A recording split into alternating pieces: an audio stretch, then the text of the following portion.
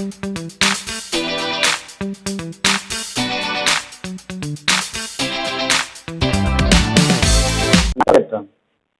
Structure of atom का मतलब कि एटम का बनावट क्या होता है। जैसे देखो एटम के बारे में हम लोग पहले जानते हैं कि परमाणु में मुख्य रूप से 3 कण पाए जाते हैं, मौलिक कण, इलेक्ट्रॉन, प्रोटॉन और न्यूट्रॉन। लेकिन एक्चुअल में परमाणु में कुल 35 गो कण होता है। उप कण, सब एटॉमिक पार्टिकल जो होता है, उप परमाणविक कण, टोटल 35 गो होता है परमाणु में। लेकिन 3 कणों को ही मौलिक कण कहा जाता है। सबसे पहले परमाणु के बारे में व्याख्या किए थे आपका जॉन डाल्टन 1803 ईस्वी में। तो उनका परमाणु सिद्धांत है, इसके बारे में पूरा विस्तृत रूप से पढ़ना है। परमाणु संरचना के बारे में 11वीं क्लास में भी यही सेम चैप्टर के नाम से है, परमाणु संरचना के नाम से ही। तो वहां पर ही पढ़ सकते हैं परमाणु संरचना को जाकर के पूरा डिटेल में। लेकिन यहाँ पर जो है उसका कुछ अंश पढ़ना है, ठीक। तो आज सबको लिखिए जॉन डाल्टन का परमाणु सिद्धांत। जॉन डाल्टन का परमाणु सिद्धांत।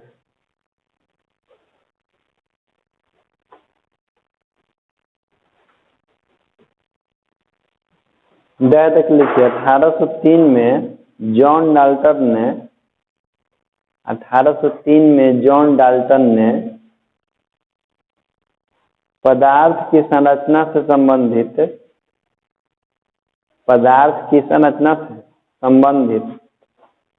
एक सिद्धांत का प्रतिपादन किया। पदार्थ की संरचना से संबंधित एक सिद्धांत का प्रतिपादन किया, जिसे जॉन डाल्टन का परमाणु सिद्धांत कहते हैं। जिसे जॉन डाल्टन का परमाणु सिद्धांत कहते हैं,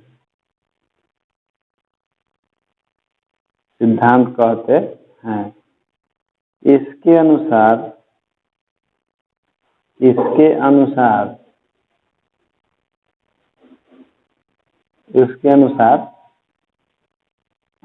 के बाद कोमा दीजिएगा। लिखिए पहला नंबर, प्रत्येक पदार्थ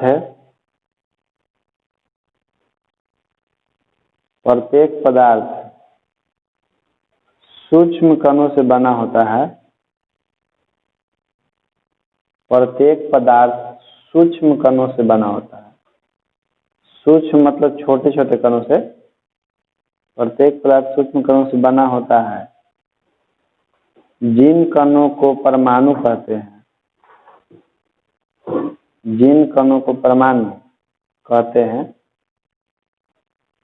परमाणु कहते हैं, जिसके द्वारा संपूर्ण पदार्थ का निर्माण होता है। जिसके द्वारा संपूर्ण पदार्थ का निर्माण होता है।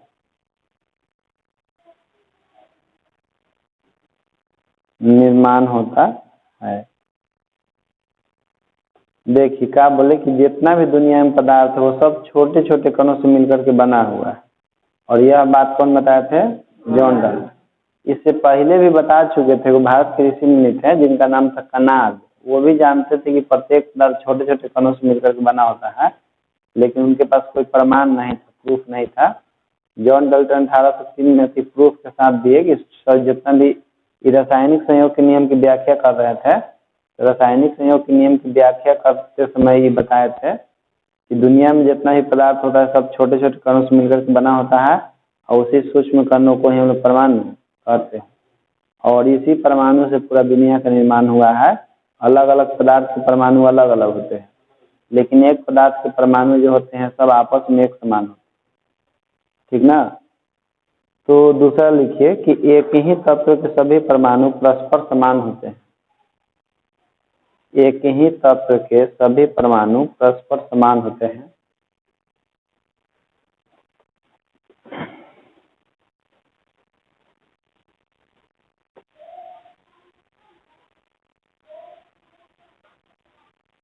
जैसे कहने का मतलब है ना, इतना मान लीजिए कि आप ले लिए सोडियम, तो इतना सोडियम के जो एक परमाणु का जो गुण होगा ना, इसमें उपस्थित सभी परमाणुओं का गुण एक समान ही होगा, किसी के गुण में डिफरेंट नहीं आएगा। तो वही बोले कि एक ही तत्व के सभी परमाणु क्या होते हैं, समान होते हैं रासायनिक दृष्टि से या भौतिक दृष्टि से। तीसरा लिखिए, परमाणुओं के आपस में मिलने से,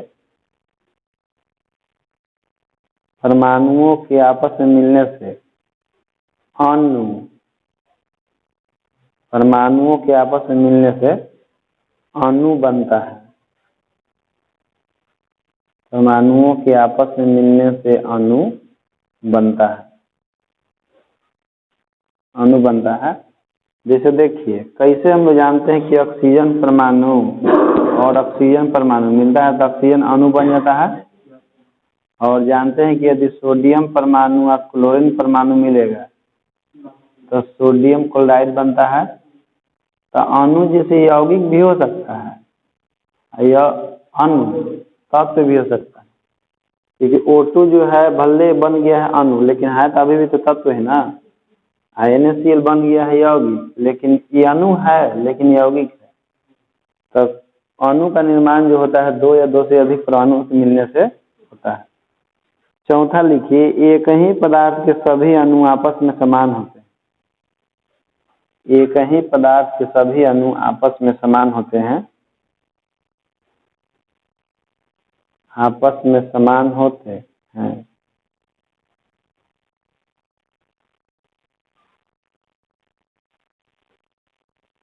पांचवा लिखिए, परमाणु अविनाशी होते हैं। परमाणु अविनाशी होते हैं, अविनाशी होते हैं तथा इन्हें उत्पन्न नहीं किया जा सकता है, तथा इन्हें उत्पन्न नहीं किया जा सकता है, उत्पन्न नहीं किया जा सकता है।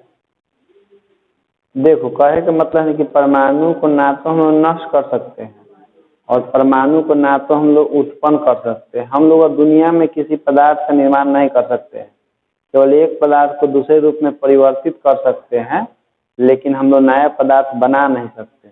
नया पदार्थ हम लोग बनाना शुरू कर देंगे तो हम लोग कोची कोची बना देंगे कुछ पता नहीं, लेकिन हम लोग केवल एक पदार्थ का रूपांतरण दूसरे रूप में कर सकते हैं, लेकिन दुनिया में हम लोग कोई नया पदार्थ का निर्माण नहीं कर सकते। जैसे मान लीजिए कि बेंच ही बना है तो ये तो लकड़ी से बना है, तो लकड़ी कभी पेड़ हुआ करता था तो उसका रूपांतरण हुआ इसमें।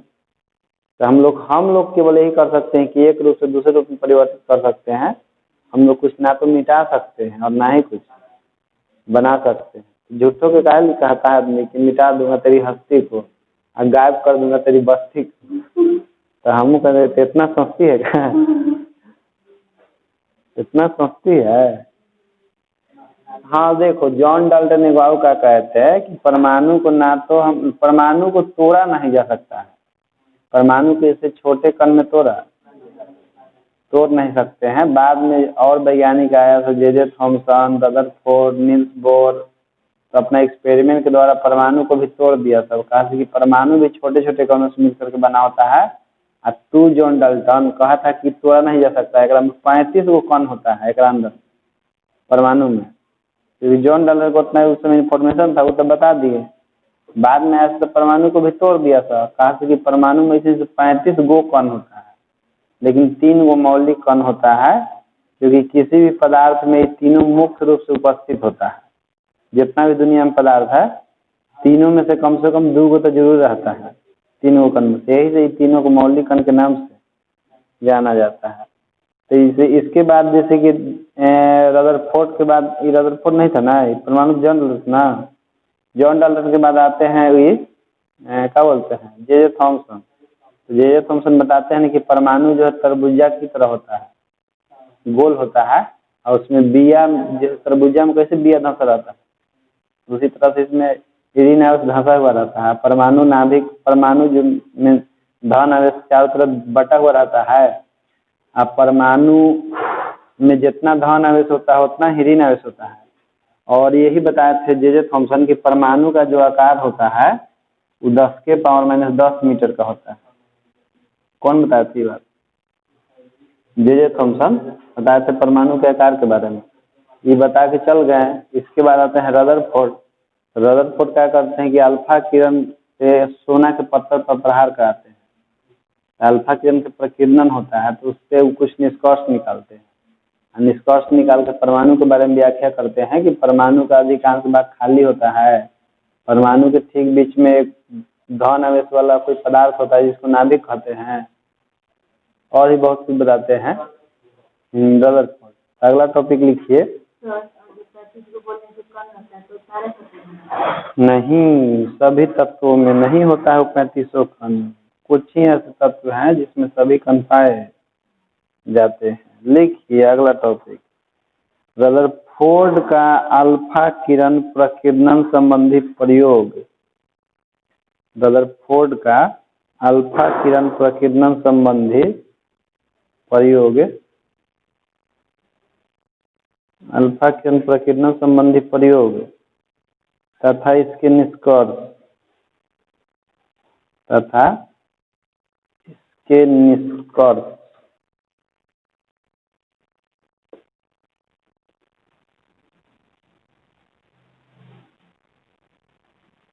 देखो, स्वर्ण पत्थर पर क्या किए थे कि रदरफोर्ड अल्फा किरण से प्रहार कराए थे। इस स्वर्ण पत्थर एगो ले लिए थे और इधर में जैसे जिंक सल्फाइड का परत था, मतलब चारों तरफ से घेरा हुआ था जिंक सल्फाइड की परत से, जिसको जेडीएस कहते हैं। और जब और क्या किए कि शीशा के ब्लॉक ले लिए, शीशा के ब्लॉक में अल्फा किरण के स्रोत रख दिए कि जिससे अल्फा किरण का उत्सर्जन हो, और ये चारों तरफ से घेरा हुआ रहता है क्योंकि जो भी इससे अल्फा किरण निकलता है ना, ताकि इधर ना जा सके या इधर भी ना जा सके, इधर भी ना जा सके, क्योंकि शीशा जो अल्फा किरण को पार नहीं होने देता है, अवशोषित कर लेता है। तो इधर से छोटा सा नली छोड़ दिया जाता है, मतलब संकीर्ण रास्ता, और इसी से निकल करके अल्फा किरण आता है। तो इधर भी ब्लॉक रख देते हैं शीशा का, ताकि जो भी अल्फा किरण इधर जाए तो वो ना जा पाए। तो हम सीधे वो पतला नली टाइप पे छोड़ दिया, तो उसी से अल्फा किरण निकलता है, स्वर्ण की पत्ती पे जा करके टकराता है। तो इधर जिंक सल्फाइड की जो परत है ना, इस पर भी जाकर कुछ अल्फा किरण टकराता है, तो इधर स्फुरदीप्ति उत्पन्न करता है, यानी कि विशेष प्रकार का चमक उत्पन्न करता है अल्फा किरण टकराता है। तो इस प्रयोग में देखें रदरफोर्ड की अधिकांश अल्फा किरण जो है सीधे पार हो जाता है, कुछ अल्फा किरण अपने पथ से विचलित हो जाता है, 1000 में से एक आध अल्फा किरण अपने ही पथ पर वापस लौट आता है। तो इसी निष्कर्ष निकाले कि परमाणु के अंदर का अधिकांश भाग खाली होता है। तो वही जिस मान लो कि यहाँ से अल्फा किरण बहुत सारा पार हो जा रहा था, तो क्या किए कि वही छोटा सा परमाणु का एगो हम बड़ा सा डायग्राम बना दिए यहाँ पर, क्योंकि इतना छोटा परमाणु है और ओकरा से अल्फा किरण कोई पार हो जा रहा है, कोई मुड़ जा रहा है, कोई अपने पथ वापस, और वो परमाणु हम लोग को दिखाई नहीं देता। अब हम कहबो करेंगे कि यहाँ परमाणु है जगह से अल्फा किरण जा रहा है, तो इन्ने मुड़ जा रहा है, उन्ने मुड़ जा रहा है, तो कहेगा कि काले झूठ बोल रहे हैं, हमें दिखाई दे ही नहीं रहा। इसीलिए जो दिखाई नहीं दे रहा है उस परमाणु का एक बड़ा सा डायग्राम बनाया है, और उसे अधिकांश अल्फा किरण को दर्शा दिए हैं कि पार हो जाता है, और कुछ अल्फा किरण अपने ही पथ से विचलित हो जाता है। जो अल्फा किरण जितने नाभिक के नजदीक से जाता है वो उतने अधिक विचलित होता है, देख रहे हैं ना, जो उतने अधिक विचलित हुआ है। कुछ अल्फा किरण अपने ही पथ वापस। तो इस प्रयोग के आधार पर कुछ निष्कर्ष निकाले हैं, तो डायग्राम बना लिए हैं। तो नीचे लिखिए, तो रदरफोर्ड और उनके सहयोगी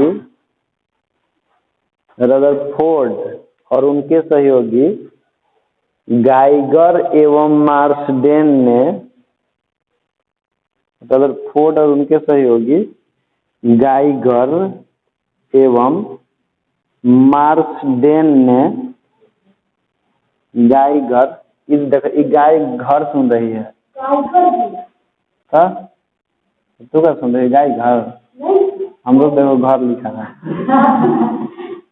गाइगर एवं मार्सडेन, हाँ इनका सहयोगी था सब, रदरफोर्ड के हेल्पर।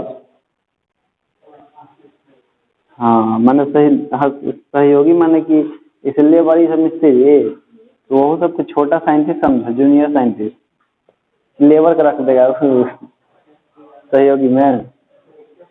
रदरफोर्ड और उनके सहयोगी गाइगर एवं मार्सडेन ने एक महत्वपूर्ण प्रयोग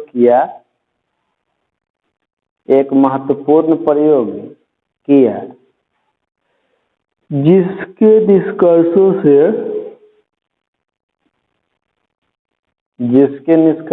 से परमाणु के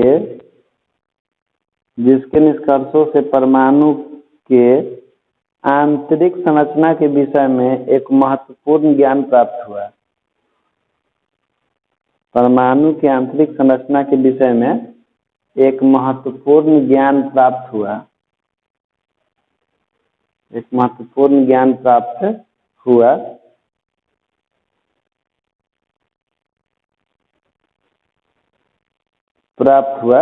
इस प्रयोग में रेडियो एक्टिव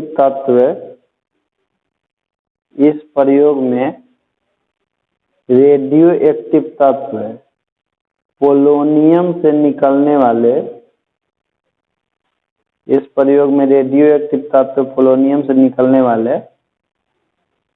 उच्च गतिज ऊर्जा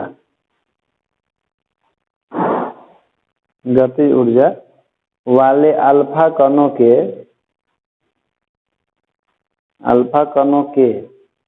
एक संकीर्ण पुंज को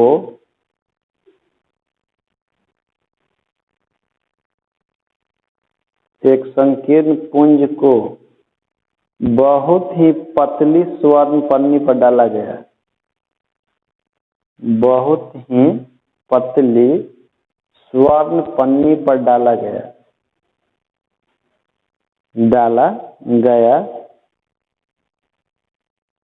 तो यह देखा गया कि स्वर्ण पन्नी से गुजरने वाला अल्फा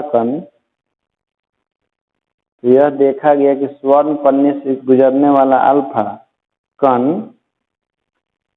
विभिन्न दिशाओं में प्रकीर्णित हो जाते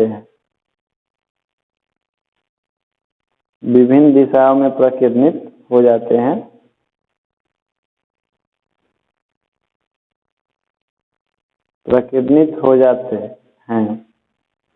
और इस आधार पर निम्नलिखित प्रेक्षण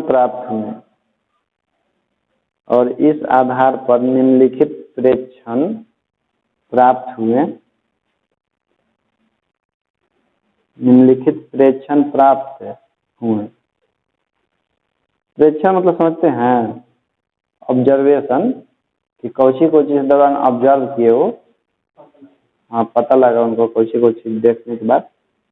पहला नंबर लिखिए, निम्नलिखित प्रेक्षण प्राप्त करने के बाद अधिकांश अल्फा कण बिना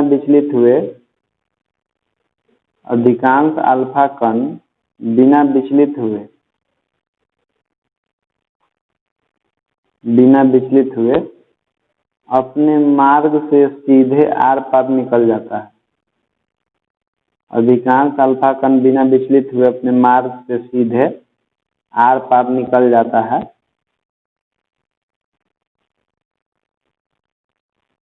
दूसरा नंबर लिखिए, कुछ अल्फा कण छोटे कोनों पर विक्षेपित हो जाते हैं।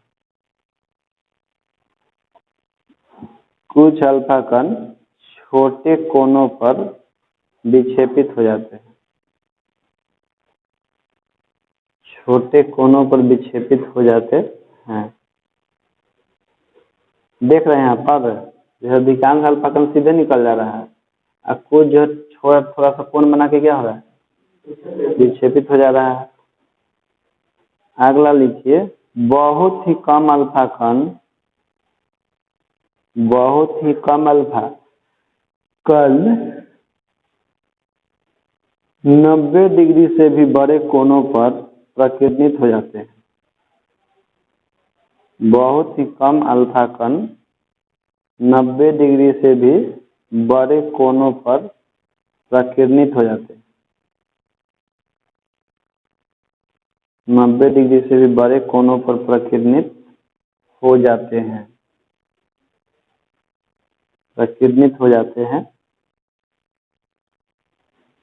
अगला लिखिए, बहुत ही कम ब्रैकेट में लिखिएगा 1000 में से 1, बहुत ही कम, ब्रैकेट में 1000 में से 1, ब्रैकेट बंद, अपने ही पथ पर वापस लौट आती है, अपने ही पथ पर वापस लौट आती है,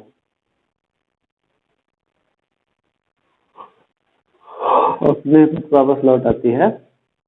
देखें कि 1000 में से एक आध गो जो है अपने ही पथ पका लो, तो खाली अभी देखे हैं, देख रहे हैं टुकुर टुकुर कि का ओकरा में हो रहा है। अब नियम बताएंगे, घटवार नियम लिखो तो पैराग्राफ चेंज करके इस आधार पर रदरफोर्ड ने निम्नलिखित निष्कर्ष निकाला। इस आधार पर रदरफोर्ड ने निम्नलिखित निष्कर्ष निकाला।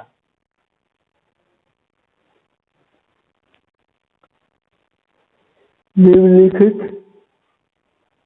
निष्कर्ष निकाला। पहले तो खाली देखे हैं अभी, अब निष्कर्ष निकाल दें कि अधिकांश अल्फा कण बिना विचलित हुए सीधे निकल जा रहा है। इसका मतलब है कि लगता है कि अंदर में खाली खाली है, खाली खाली दिल को भर देंगे पानी से। लिखो अगला नंबर, एक नंबर, चूंकि अधिकांश अल्फा कण बिना विचलित हुए, चूंकि अधिकांश अल्फा कण बिना विचलित हुए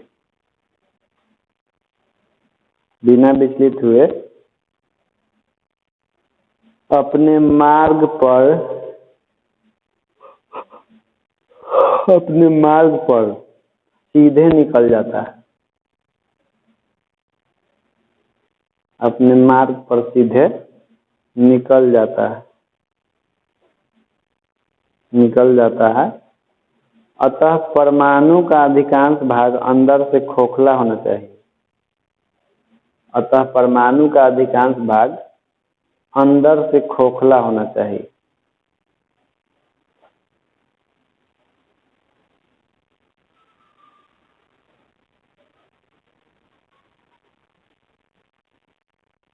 अंदर से खोखला होना चाहिए। अधिकांश अल्फा कण सीधे निकल जा रहा है, यानी कि अंदर से खोखला होगा पक्का। दूसरा नंबर लिखिए, परमाणु अति सूक्ष्म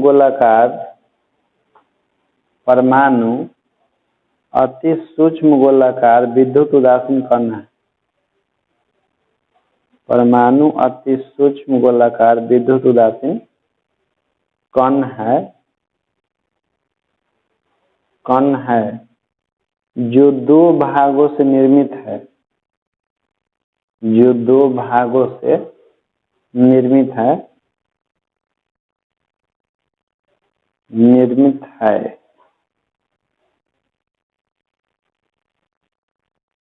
धनावेशित नाभिक और नाभिक के बाहर का क्षेत्र, धनावेशित नाभिक और नाभिक के बाहर का क्षेत्र, नाभिक के बाहर का क्षेत्र जिसमें इलेक्ट्रॉन रहते हैं,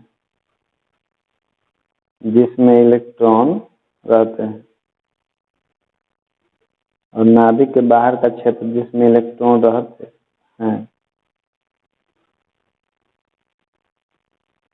हैं। 3 नंबर लिखिए, परमाणु का संपूर्ण द्रव्यमान और धन आवेश, परमाणु का संपूर्ण द्रव्यमान और धन आवेश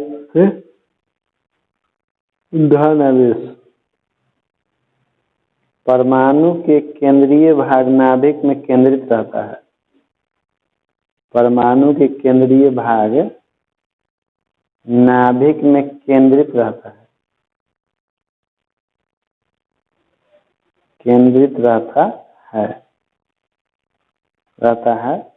नाभिक की त्रिज्या 10 के पावर -15 मीटर की कोटि का होता है। नाभिक की त्रिज्या 10 के पावर -15 मीटर की कोटि की होती है।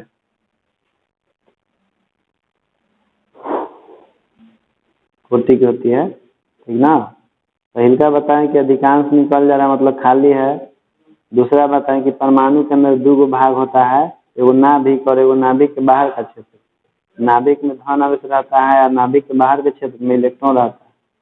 तीसरा बताएं कि परमाणु के नाभिक का जो साइज होता है, जो पूरा परमाणु है उसका पूरा द्रव्यमान उसके नाभिक की ओर केंद्रित रहता है। कैसे हम लोग का शरीर का संपूर्ण द्रव्यमान हम लोग के नाभिक की ओर केंद्रित है, उसी तरह से यही बताएं कि परमाणु का संपूर्ण द्रव्यमान उसके नाभिक की ओर केंद्रित होता है, कि मतलब सर्व संपूर्ण द्रव्यमान का झुकाव नाभिक की ओर होता है। नाभिक का आकार जो है 10 के पावर माइनस 15 मीटर की कोटि का, 10 के पावर माइनस 15 मीटर को हम लोग एक फर्मी भी बोलते हैं। आगे चल के पढ़ाएंगे फिर से एक बार। चलिए अगला लिखिए, इलेक्ट्रॉन नाभिक के चारों ओर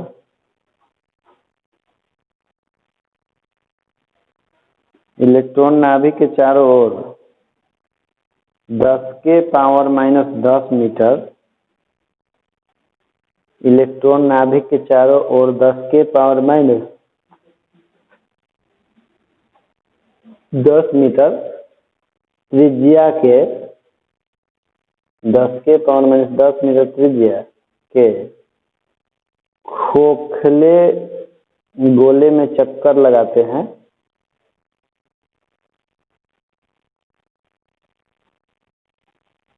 चक्कर लगाते हैं। इनका कुल धनावेश नाभिक के धनावेश के बराबर होता है। इनका कुल धनावेश नाभिक के धनावेश के बराबर होता है।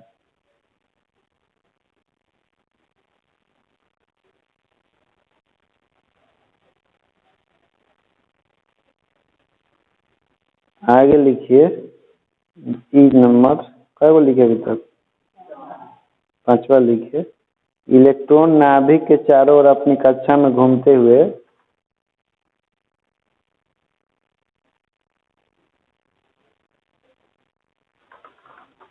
इलेक्ट्रॉन नाभिक के चारों ओर अपनी कक्षा में घूमते हुए ऊर्जा का उत्सर्जन करता है। ऊर्जा का उत्सर्जन करता है। ऊर्जा का उत्सर्जन करता है। जैसे जब परमाणु की व्याख्या कर रहे थे ना, कि बताए थे कि नाभिक के चारों ओर इलेक्ट्रॉन घूमता है, लेकिन ये जैसे स्पष्ट नहीं बताए थे कि इलेक्ट्रॉन घूमता है, तो इलेक्ट्रॉन एक जैसे ऋणावेशित करना है, आवेशित कण है। जब कोई आवेशित कण गति करता है तो विद्युत चुम्बकीय विकिरण उत्पन्न करता है, इलेक्ट्रोमैग्नेटिक रेडिएशन, विद्युत चुम्बकीय तरंग।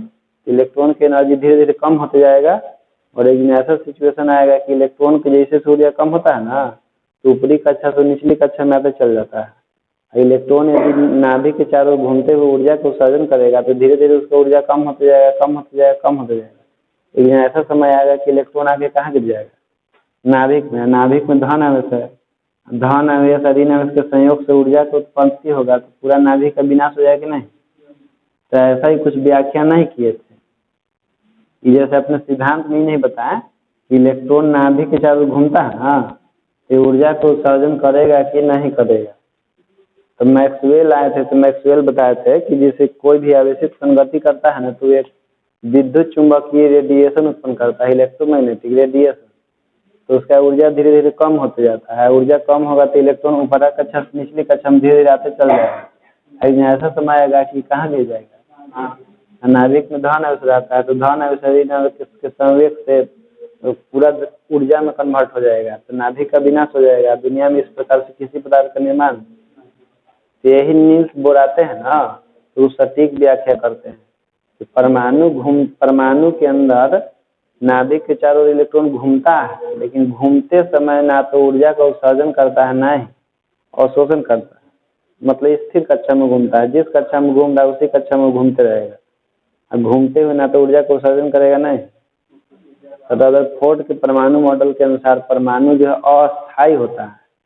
यही नील्स बोर आगे चल के व्याख्या करेंगे, तो इनके मॉडल के अनुसार परमाणु अस्थायी होता है, ठीक ना। तो ऑब्जेक्टिव में आता है कि किस वैज्ञानिक के अनुसार परमाणु अस्थायी होता है, रदरफोर्ड। किसके अनुसार परमाणु अस्थायी होता है, नील्स बोर। जैसे 5 को लिखे ना अपना, नीचे लिख लीजिएगा पैराग्राफ में, ठीक है। यही पांचों निष्कर्ष रदरफोर्ड का परमाणु मॉडल कहलाता है। यही पांचों निष्कर्ष रदरफोर्ड का परमाणु मॉडल कहलाता है। रदरफोर्ड का परमाणु मॉडल कहलाता है। एग्जाम में आएगा ना कि रदरफोर्ड का परमाणु मॉडल लिखे हैं, तो यही पांचों लिख दीजिएगा।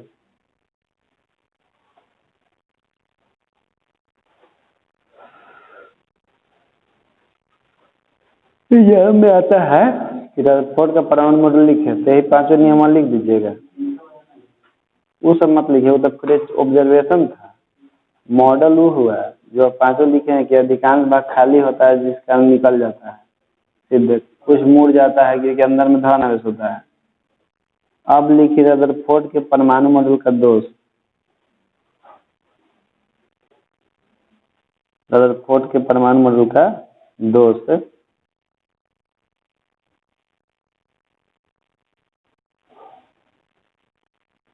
लिखिए।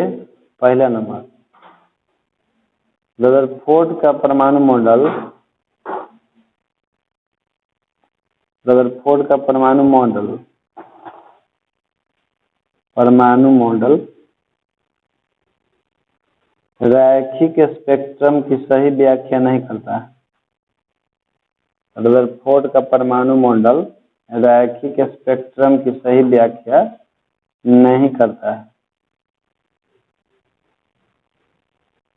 सही व्याख्या नहीं करता है।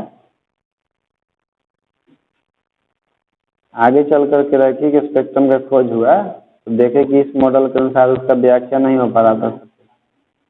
दूसरा लिखिए, रदरफोर्ड के परमाणु मॉडल, रदरफोर्ड के परमाणु मॉडल, रदरफोर्ड के परमाणु मॉडल परमाणु के अस्थायित्व की सही व्याख्या नहीं करता है। रदरफोर्ड के परमाणु मॉडल परमाणु के अस्थायित्व की सही व्याख्या नहीं करता है।